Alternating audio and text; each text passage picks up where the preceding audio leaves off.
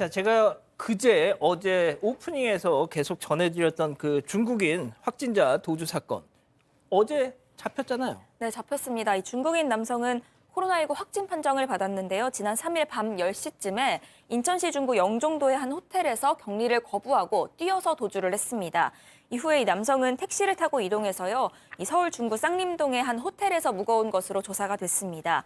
도주 당일에는 해당 호텔에서 하룻밤을 묵었고요. 이튿날 일단 이 숙박 요금을 정산한 뒤에 같은 호텔 다른 객실에 들어가서 하루 더 머무른 것으로 지금까지는 그렇게 조사가 되고 있습니다.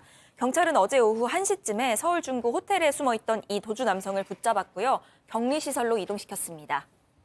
자, 일단 그 도주했던 사람이 잡혔으니까 다행이죠. 다행인데 이 어떻게 도주를 했고 그 경로.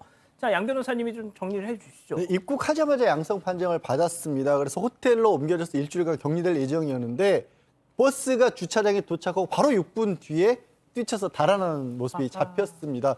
그리고 질서유지원들 옆에 있었겠죠. 하지만 바로 그렇게 뛰어내리라는 걸 상상을 못했죠. 한 300m 떨어진 대형마트까지 뛰어가서 택시를 타고 곧장 서울로 향했고요. 택시 안에서 요즘 우리나라 또 얼마나 이 예약 시스템이 잘 돼 있습니까? 예. 스마트폰으로 호텔 예약하고 아내에게 전화를 해서 호텔에서 아내를 만났던 겁니다. 그런데 여기까지만 해도 그런데 좀 생각할 여지가 있다고 치는데 예. 코로나 감염된 상태 본인도 알았잖아요. 예. 이틀 동안 외출도 했답니다.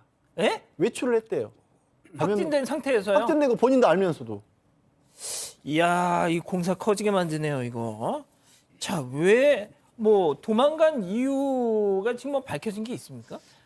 네, 지금 없습니다. 본인이 얘기를 하지 않아요. 지금 변명을 해도 좀 용서해주기 좀 어려운 상황인데 변명조차 안 하고 있습니다. 왜 도주했느냐라고 물어도 대답을 하지 않고 한국에 왜 왔느냐라고 얘기해도 대답을 하지 않고 있어요. 그래서 지금 한 중국인은 이런 얘기를 했다고 해요.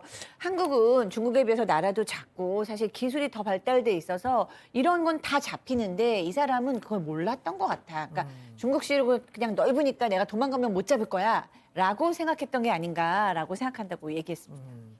자, 일단 어떻게 이 사람의 소재를 파악했는지도 좀 궁금하네요. 그렇습니다. 이 중국인이 도주를 했습니다. 도주를 하기 때문에 영종도에서 나서는 방법은 택시나 버스인데 버스는 안 갔으니까 택시 상대로 조사를 했어요. CCTV를 확인하니까 택시 탄 부분은 안 나왔습니다. 그런데 경찰관들이 영종도에서 서울로 온 택시 기사분들을 상대로 해서 탐문을 했더니 그중에 한 분이 알아본 거예요. 사진을 보여줬더니 이 사람 내가 태워준 건데 그래요. 어디까지 갔습니까? 해가지고 그 택시 기사한테 확인해서 그 중국인이 도망간 데까지 왔습니다. 서울 왔는데 호텔 촌에 내려준 거예요. 그 호텔이 한두 개가 아니니까 할 수 없이 경찰관들이 호텔 여러 군데를 뒤지다 보니까 이게 이제 주인한테도 물어보니까 알게 된 거예요. 그래서 체포를 했는데 좀 아까 말씀하신 대로 대한민국에서는 형사들이 이 정도의 도주한 거는 금방 잡는데 이 중국인이 그걸 몰랐던 것 같아요. 그러니까요.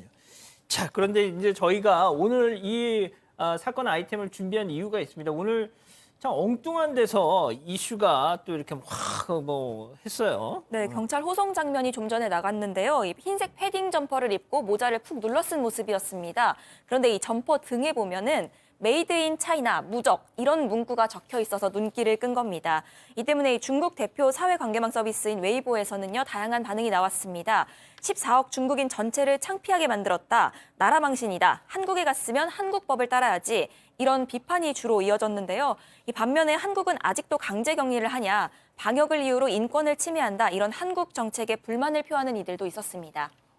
중국 누리꾼들이 한국은 인권을 침해한다. 예, 충격적인 얘기. 알겠습니다. 그럼 여기서 오늘 첫 번째 사건 체크포인트 짚어보죠. 벌써 6번째. 이게 무슨 얘기일까요? 네, 이 남성이 지금 한국을 처음 온 게 아니에요. 그러니까 처음 와서 뭘 좀 몰랐다라고 변명하기에는 6번째 방문입니다. 그러니까 지금 2018년에서 2019년 사이에 5번을 왔다 갔고요. 그다음에 이제 코로나가 심했잖아요. 그 후에 이번이 6번째 방문이라고 합니다. 그렇군요. 2년 동안 5번이면은 모르겠습니다. 상당히 진짜 방문 횟수가 잦네요. 별도의 목적이 있었던 겁니다. 서울 강남의 한 성형외과를 찾아서 얼굴 쪽 성형을 한 것으로 그렇게 알려지고 있고요. 실제로 이번에 입국할 때도 입국 심사 과정에서 의료 목적으로 들어왔다라고 했고 경찰에서는 혹시 그 이틀 동안 제가 확진된 거 아는 상태에서도 외출을 했다고 했잖아요. 예. 이번에도 혹시 성형외과 들렀는지는 지금 파악 중이라고 합니다. 아, 성형 관광. 하하. 자, 아까 이제 중국 누리꾼들의 얘기 아까 이자연 기자가 잠깐 소개를 했는데 저도 이제 몇 개 좀 적어 왔어요. 그러니까 어떻게 보면 이런 공항에서부터 확진 여부를 판단한 다음에 확인이 되면 바로 이 시설로 가서 격리하는 이런 이런 걸 놓고 민주적이지 않다. 인권 침해다. 이런 반응이 나왔다고 해요. 그래서 거의 약간 고개가 갸우뚱해지는데 뭐가 됐든 이 중국인 이제 앞으로 뭐 어떻게 되는 겁니까? 그럼? 네, 일단 오늘 중대본 회의에서도 관련 언급이 좀 나왔습니다. 법과 원칙에 따라서 엄하게 처벌하겠다 이런 언급이 있었고요. 또 경찰 관계자는 질병관리청이 이 남성이 도주 후에 접촉했던 사람들을 파악할 거다 이렇게 얘기하면서요. 이 남성 격리가 끝나면 감염병 예방법 위반으로 처벌할 것이라고 밝혔습니다. 이 남성이 만약에 국내에서 기소돼서 유죄가 확정되면 1년 이하 징역, 또 1,000만 원 이하의 벌금형을 선고받게 됩니다. 또 강제로 출국되고요. 일정 기간 동안 한국 입국이 제한될 수도 있습니다. 자, 양 변호사님 보통 과거에도 이런 유사 사례가 있었나요? 2020년에 이제 외국이 들어온 최초로 자가격리 위반으로 이 재판을 받은 일본인이 있습니다. 그때 당시에는 징역 6개월, 집행유예 2년을 받았었고 8번인가 9번을 걸쳐 주거지를 이탈했는데요. 당시에 이제 이 코로나19 초기였기 때문에 외국인이었고 어떻게 된 일은 통역이 없이 이 자가격리를 통보를 했다고 합니다. 그래서 그런 사정들을 주장을 했고 재판부가 그걸 고려해서 집행유예로 끝났습니다. 자, 그 앞서 그 메이드 인 차이나 무적 그거 그 파카 사진 다시 한 번만 좀 보여줄 수 있나요? 예. 저 무슨 뜻일까요, 양 변호사님? 예. 아니, 요즘에 이제 근데 저런 걸 입고 다니면 오히려 시선을 되게 많이 받았을 텐데. 더 많이 바뀌기도 했고 또 본인도 이 중국인이라는 걸 굉장히 자부심을 드러내고 싶어하는 문구였고 중국이 왜 문화적으로도 뭐 세계적으로 강국으로 성장하고 있다는 걸 굉장히 강조하고 있지 않습니까? 그런 걸 치면 근데 또 한국 와서 성형수술은 또 왜 하려고 했던 건지 잘 모르긴 하고 우리 입장에서는 어찌 보면 어쨌든 손님일 수 있었잖아요. 네네. 뭐 좋은 와서 뭐 외화를 뭐 쓰고 가는 거니까 저런 행동만 하지 않았으면 좋았을 뻔했네요. 그러니까요. 첫 번째 사건 이렇게 정리하고요. 아직 안 끝났습니다. 이거 눌러주세요.